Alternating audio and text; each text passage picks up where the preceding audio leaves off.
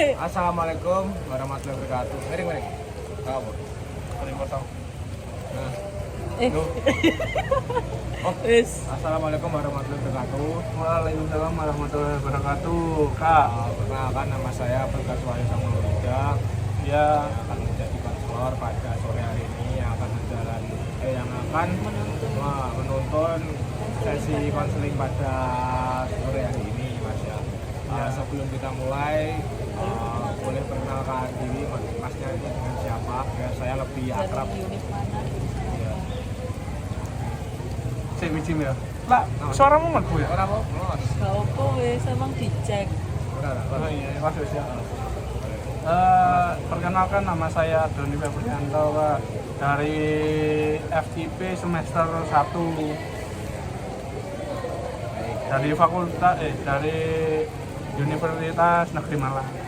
Bagus. Nah, sebelum kita mulai pada sesi konseling hari ini, Bapak juga akan sebelumnya Mas Doni bisa memanggil saya Mas atau terserah Mas Doni, senyamannya Mas Doni ya. Kak Bapak Om. Tidak apa. Nah, Oke, Kak. Oke, siap. Sebelum kita mulai, saya akan menjelaskan mengenai kontrak konseling seperti waktu. Jadi sesi konseling ini kita batasi waktu yaitu 25 menit. Apakah Mas Doni bersedia? Bersedia. Nah, setelah itu konseling ini juga sangat amat menghargai menjaga kerahasiaan dari Mas Doni. Jadi Mas Doni tidak usah sungkan, tidak usah khawatir ketika Mas Doni akan menyampaikan. Mas Doni juga bebas bercerita, berpuasa. Jangan ada yang disembunyikan atau ditutupi Mas Doni. Flore sopo Ya. jadi. Terus Nah, sebelum kita mulai lagi nih, saya juga akan bertanya kepada Mas Doni, harapan apa yang Mas Doni ingin capai setelah konselor ini dijalankan? Mas Doni ingin apa? Saya ingin bisa percaya diri di depan kelas, Kak. Baik, kita mulai ya Mas Doni. Saya juga izin untuk mencatat ya. Yes. Baik. Sekarang kita mulai. Saya akan menanyakan kepada Mas Doni tentang bagaimana perasaan Mas Doni dirasakan Mas Doni selama ini. Apa permasalahan Mas Doni? Saya kalau di kelas ya, Kak ya, takut berpendapat, takut salah, intinya takut salah, Kak. Jadi kalau di kelas itu saya lebih dominan diam, Kak. Jadi Mas Doni itu merasakan kayak cemas gitu di kelas. Ya. Sebelumnya apakah Mas Doni juga merasakan hal sama ketika Mas Doni berpresentasi di kelas? Iya, Kak. Jadi Itu lebih parah lagi. parah lagi. Jadi Mas Doni merasakan. Jadi yang saya tangkap Mas Doni itu kayak cemas dan panik ketika Mas Doni itu berada di ruangan yang ramai ketika Ya. seperti itu ya, seperti di kelas seperti itu ya. Ya. Baik saya memahami itu. Saya akan menanyakan bagaimana perasaan Mas Doni ketika apa yang dirasakan Mas Doni ketika Mas Doni di depan kelas seperti itu. Perasaan seperti apa? Takutkah atau seperti apakah? Kayak gelisah, gemetar, takut berbicara, nggak bisa berpikir, ngedrop gitu, Kak. Jadi Mas Doni kayak merasakan banyak hal seperti itu ya. Ya. Baik. Sebelumnya sejak kapan Mas Doni merasakan hal ini? Saya mulai merasakan ketakutan ini sejak SMA, Kak. SMA kelas 1. Jadi dulu itu saya pas SMP itu agak dibully, Kak. Dibully, pas presentasi ditertawakan, pas dirame itu saya pokoknya intinya dibully, Kak. Oh, jadi Mas Doni bercerita kalau Mas Doni juga punya riwayat masa lalu yang membuat Mas Doni itu menjadi seperti ini dan berdampak ke presentasi Mas Doni pada saat ini ya. Ya. Jadi Mas Doni itu bercerita Mas Doni pernah dibully dan kayak dipermalukan seperti itu. Istilahnya seperti itu ya di kelas. Dan itu membuat Mas Doni sekarang itu kayak ya menyalurkan sekarang Ya, seperti takut itu. gitu Kak. Takut.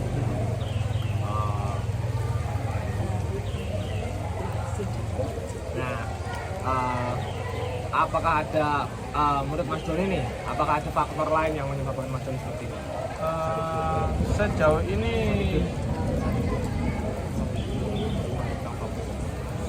kayaknya ada sih Kak.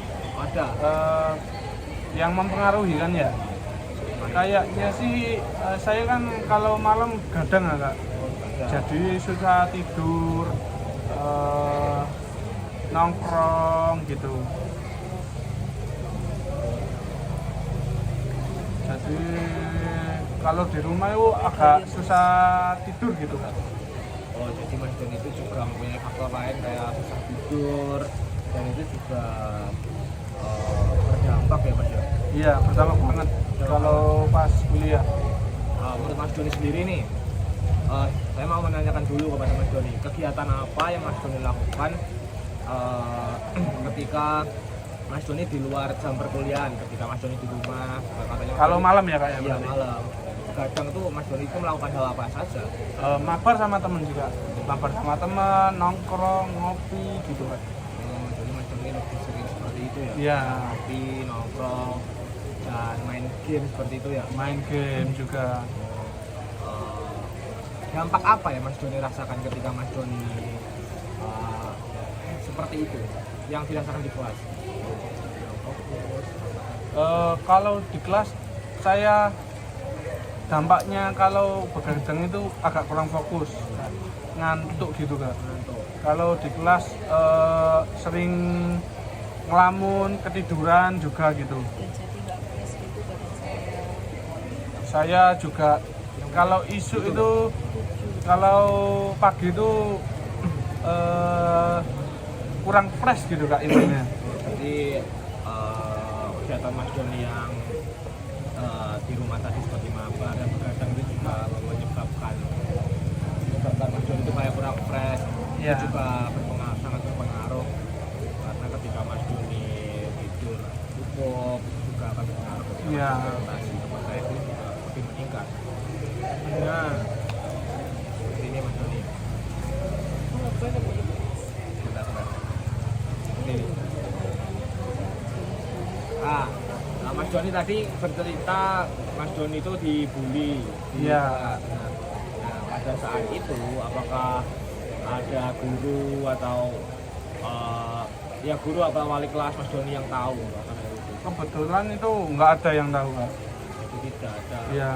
Tidak ada. Pas itu kayaknya aku presentasi pas gak ada gurunya maju gitu. Pas itu kayaknya aku salah ngomong Kak. Ya pas SMP itu salah materi. Habis itu diolok-olok Kak. Saya disalahin. Jadi saya agak muncul ketraumaan saya itu pas itu Kak. Jadinya pas saya presentasi itu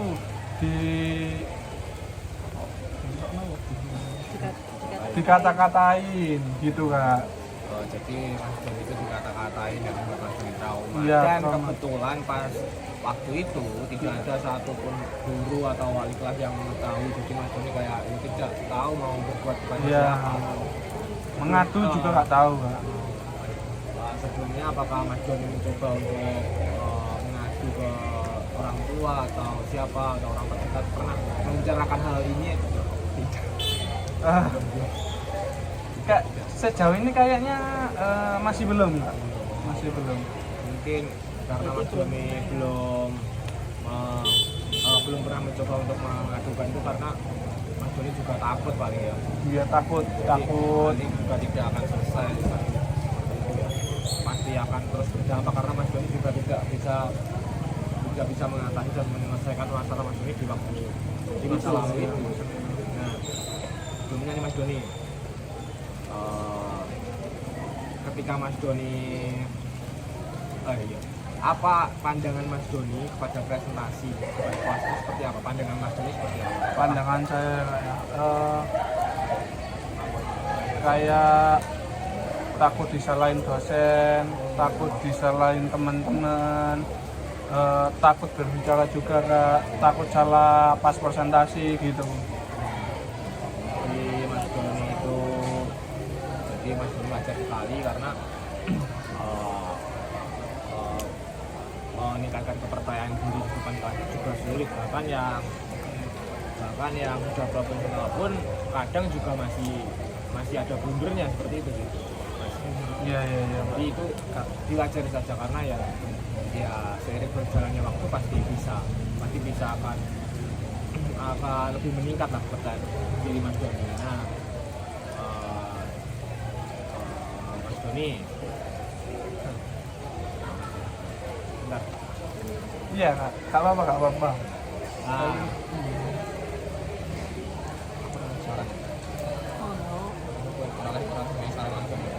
Ojo, aku nggak lagi sama. Iya.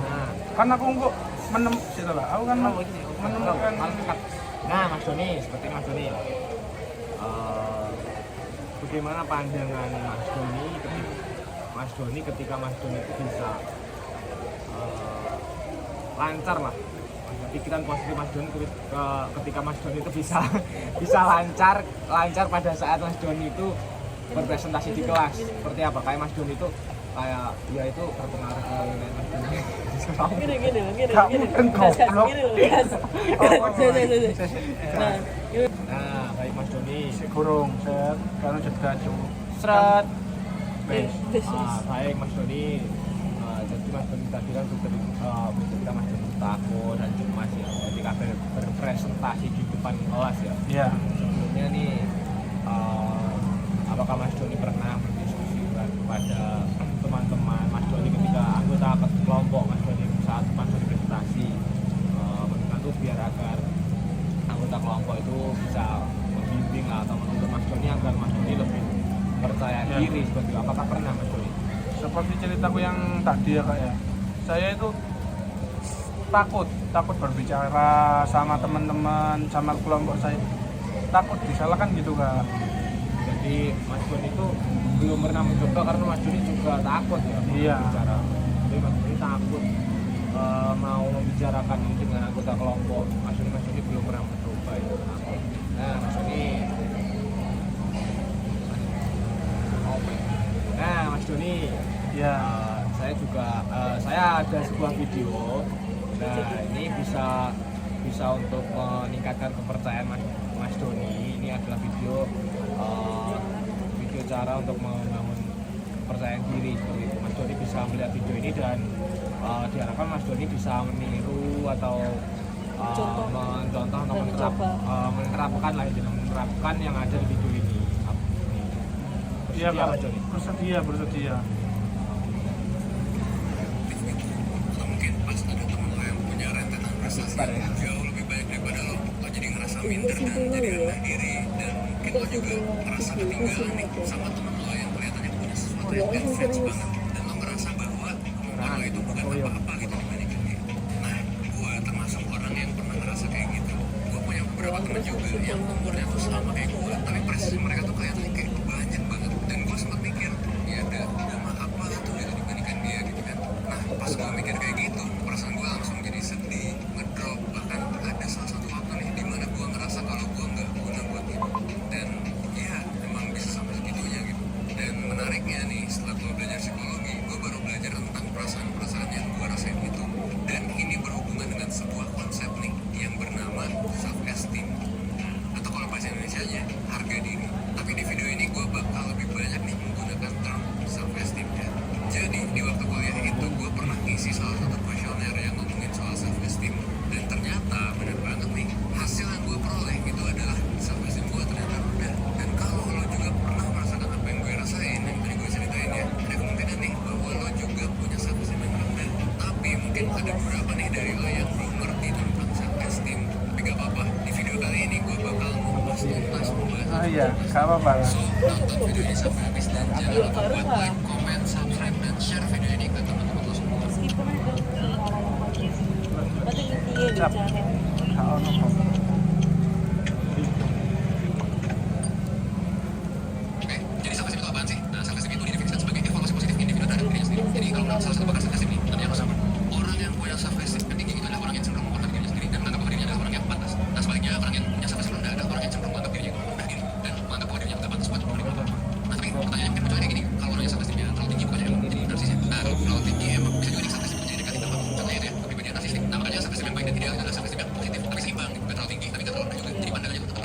Iya iya iya.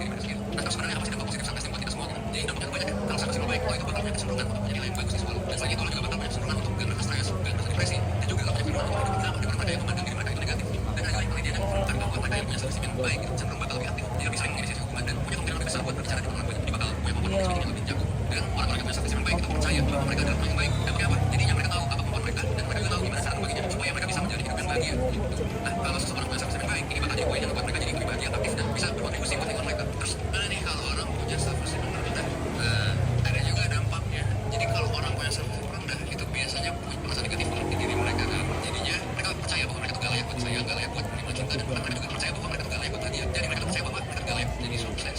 Jadinya kan itu bakal ngaruh di performanya juga. Dan menurut penelitian, self esteem yang rendah juga berkorelasi dengan masalah kesehatan mental, mulai dari perilaku adiksi, depresi dan kecemasan gitu, serta kualitas hidup yang buruk dan hubungan yang buruk juga. Jadi kalau banyak pandangan. Nah, tadi kan udah dibahas tentang dampak positif dan negatifnya. Terus gimana nih caranya untuk bangun self esteem yang baik? Gue kan pernah mikir kalau self esteem gue yang rendah itu bisa langsung ditingkatin dengan hanya sekedar kalimat positif. Contohnya lo bisa bawa atau kalimat positif lainnya. Padahal hal itu kan selamanya berlaku untuk semua orang dan harusnya mungkin diselingi dengan cara-cara lain. Nah, kira-kira apa nih cara-cara efektif buat tingkatin self esteem? Berikut ini bakal gue jelasin nih cara yang mungkin bisa lo coba. Dan sebenarnya gue sendiri udah nyoba nih dan approve. Pertama apa? Pertama, lo harus kenali diri lo sendiri. Self awareness gitu ya. Self awareness ini merupakan salah satu kemampuan yang penting buat dimiliki oleh individu. Kayak yang tadi udah gue singgung, kalau lo kenal sama diri lo sendiri, termasuk kemampuan apa yang lo kuasai dan gimana cara lo membaginya, secara langsung lo bakal meningkatkan self esteem lo. Nah, tapi pembahasan mengenai self awareness sendiri itu cukup panjang dan saya juga sebenarnya udah punya playlist tentang self awareness. Jadi kalau lo pengen tahu lebih banyak tentang self awareness, lo bisa cek profil 1% dan jangan lupa juga buat tonton video-videonya kami sebelum videonya. Yang pertama, yang kedua, kurangi membandingkan diri lo sendiri dengan orang lain. Kenapa nih gak boleh membandingkan diri atau istilahnya social comparison? Jadi kalau individu membandingkan dirinya sama orang lain, mereka menjadi kebayangin kalau hidup ini adalah sebuah kompetisi. Jadinya membandingkan antara pencapaian diri sendiri sama pencapaian orang lain. Membandingkan juga kemampuan diri sendiri sama kemampuan orang lain. Misalnya nih, kalau lihat story atau post Instagram teman-teman lo yang bekerja di perusahaan yang kayaknya tuh wah banget. Atau mungkin kalau lihat temen lo lagi liburan ke luar negeri atau kalau lihat temen lo di quality time sama pasangan mereka, terus kayak Jadi dia jadi sendiri. gitu. Nah, kalau udah sendiri gini, solusinya adalah ya kurangi nih membanding-bandingin diri lo. Cara praktisnya gimana? Ya kalau misalnya Instagram, lo coba di Instagram. Nah, beberapa temen gue udah ngelakuinnya dan mereka bilang kalau misalnya nge-detox, saya lihat saya Instagram itu membuat mereka merasa jauh lebih baik. Kenapa? Karena mereka jadi menyibukkan diri dengan hal lain gitu, hal yang berguna. Untuk apa? Untuk mengembangkan diri dan jadinya gak membanding-bandingin diri sama orang lain. Jadi ini solusi ini bisa lo coba. Oke, yang ketiga adalah berolahraga. Olahraga. Nah, mungkin lo udah tahu kan kalau olahraga itu punya dampak positif mulai dari kondisi fisik dan mental yang sehat, bisa ningkatin energi level lo, gitu. Bisa ningkatin kapasitas oksigen, dan menariknya olahraga ini juga bisa ningkatin self esteem. Gue dan beberapa temen gue dulu pas skripsian nih sempat coba buat olahraga di sela-sela skripsian. Jadi tiap kali kita jogging 30-40 menit di stadion kampus UI. Jadi hitung-hitung berat nih biar agak semakin bakal berapa sampai olahraga. Sampai 20 tuh. Jadi jalan Dan jadi paham dan punya achievement. Oke, bangga sama diri lo sendiri. Dan karena gue berhasil ngelakuin secara rutin selama beberapa minggu, ternyata nih hal simpel kayak gue menyusun rencana aktivitas olahraga dan ikutin aktivitas olahraga itu bisa Seru di membantu Naura. sense of achievement di dalam diri gue. Dan menurut penelitian itu juga dalam meningkatkan self esteem di diri gue. Jadi kalau misalnya lo merasa mungkin jarang olahraga, gak ada salahnya buat coba olahraga karena udah ada dampaknya bikin lo sehat. Jadi juga bakal tingkatin self esteem lo. Yang keempat, ngelakuin kegiatan volunteer. Kalau orang ngelakuin kegiatan volunteer, mereka kan lagi ngelakuin perbuatan yang baik ya buat orang lain dan juga buat masyarakat gitu. Dan menarik ini hal ini bikin timbul perasaan sukses gitu ketika lo volunteer. Jadi ketika ada orang yang ngelakuin volunteer, mereka jadi ngerasa bangga gitu. Dan gue sendiri sebenarnya sempat ngobrol nih sama salah satu volunteer yang kerja di community center yang waktu gue datengin sama di US. Namanya itu Vivian. Vivian cerita kalau habis kuliah tuh dia sempat kerja di salah satu perusahaan konstruksi, tapi habis itu dia resign gitu. Dan akhirnya mulai volunteeran di community center ini. Si Vivian ini bilang kalau misalnya volunteeran ini bikin dia jadi senang dan bikin dia jadi bangga sama dirinya sendiri. Kenapa? Karena dia jadi bisa bantu orang lain dan bisa ngasih sense of achievement buat dirinya sendiri. Mereka dia kalau seorang individu udah merasa bangga sama diri mereka sendiri, kayak Vivian yang bangga dengan pekerjaan volunteernya, kemungkinan besar si individu ini juga bakal mandang diri mereka dan merasa bangga dengan kacamata yang positif. Dan ini udah tervalid. Selain itu ngelakuin kontak langsung sama orang-orang juga itu bakal bikin kita bisa lebih tinggi dibandingkan orang-orang yang mungkin gak volunteeran. Nah, gimana jadi udah mulai paham nih soal self esteem? Nah, kalau udah lo bisa bantu nih ningkatin self esteem para manusia-manusia di belakang channel dan like, comment, dan subscribe. Oke? Cerita pengalaman-pengalaman yang gua bacain di skrip ini ada cerita dari salah satu persen, yaitu Andin. Ini bukan cerita gue yang tadi gue bilang. Ya gue mau bilang thanks kepada Andin karena udah ngebagi ceritanya tentang self esteem. Akhir kata, gue Evan dari 1%. Thanks. Sudah. Sudah kak. Nah, Mas Joni kan sudah melihat video Iya kak. ini meningkatkan kepercayaan diri ini. Bagaimana Mas Joni? Setelah Mas Joni menonton video ini, apakah Mas Joni merasa kayak termotivasi atau ada sesuatu yang ingin Mas Doni ada sesuatu yang ingin Mas Doni rubah setelah menonton video ini lah. Iya Kak. Apa yang Mas Doni tangkap lah? Yang saya tangkap ya Kak, saya ini berarti harus nimbrung lah kasarannya ke semua orang, kayak nimbrung langsung ke orang rame, berinteraksi ke kelas-kelas dan sosialisasi, mencoba sosialisasi di kelas gitu Kak. Benar. Jadi Mas Doni sudah bisa menyimpulkan dan memberikan apa ya, kayak solusi lah. Jadi Mas Doni sudah bisa menyimpulkan dari video yang Anda lihat ya. Mas Doni juga sudah mengetahui apa yang harus Mas Doni perbuat. Jadi Mas Doni tadi itu tadi ya Mas Doni. Seperti Mas Doni itu nimbrung, itu saya jelaskan nimbrung itu kan ketika Mas Doni nimbrung dengan atau berorganisasi dengan organisasi tertentu. Jadi kan Mas Doni itu tidak kaget dengan seperti itu kan. Mas Doni itu sudah terbiasa lah intinya. Mas Doni juga akan menambah power Mas Doni ketika Mas Doni berada di keramaian tersebut, dan itu juga akan berpengaruh di kelas Mas Doni ketika Mas Doni presentasi. Mas Doni juga akan lebih percaya diri lagi setelah Mas Doni menerapkan itu semua. Jadi Mas Doni ini kan saya lihat Mas Doni itu sebenarnya tahu dan bisa untuk mengatasi masalah Mas Doni sendiri, tapi sebelumnya Mas Doni hanya saja belum mampu dan belum tahu caranya seperti apa. Dan sekarang apakah Mas Doni sudah lebih mengenal diri Mas Doni lagi setelah melihat ini tadi? Iya Kak, saya jauh konseling ini, saya sudah mengenal diri saya lebih dalam gitu. Oh, jadi bagus ya Mas Doni berarti.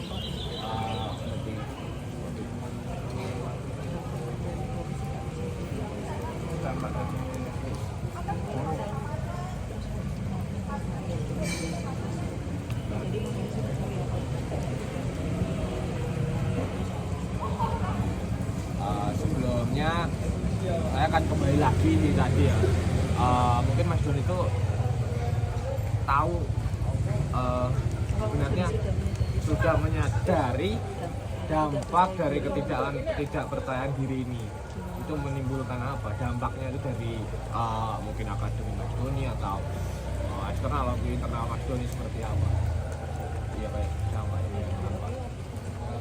Oh, dampaknya ya Kak ya, yaitu saya kurang percaya diri di depan kelas kayak gitu.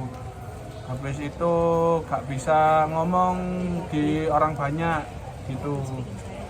Public speaking saya juga kurang banget Kak. Ya kurang banget. Itu sangat-sangat mengganggu sekali Kak.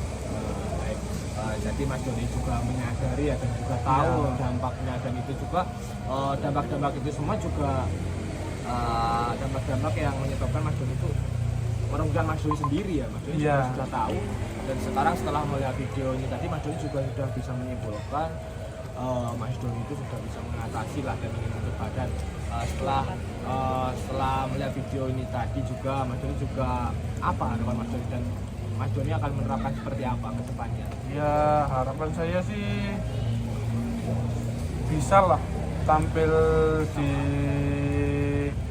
presentasi di kelas, gak kerogi, gak gemeteran, bisa ngomong dengan lancar. Ya kalau gak PT-PT lah kalau berbicara di depan kelas itu. Baik, saya simpulkan ya Mas, saya ambil kesimpulan dari cerita Mas Doni yang tadi. Jadi Mas Doni itu dari awal tadi mengalami kurangnya percaya diri, dan kayak ketika Mas Doni itu di keramaian atau di depan kelas gitu tuh Mas Doni itu kayak panik dan cemas lah seperti itu, dan hal itu juga berdampak pada nilai akademik Mas Doni karena juga kurangnya partisipasi atau Mas Doni juga kurangnya aktif itu juga akan mendapatkan penilaian yang berbeda dari jurusan atau lainnya ya. Dan itu juga mengakibatkan dampak yang lain seperti dari itu semua saya juga tadi menemukan faktor-faktor yang lain seperti Mas Doni, kegiatan Mas Doni di luar kampus seperti Mas Doni sering begadang, Mas Doni sering main game. Nah itu juga berpengaruh sekali karena ketika Mas Doni tidur cukup, Mas Doni di pagi hari ketika akan presentasi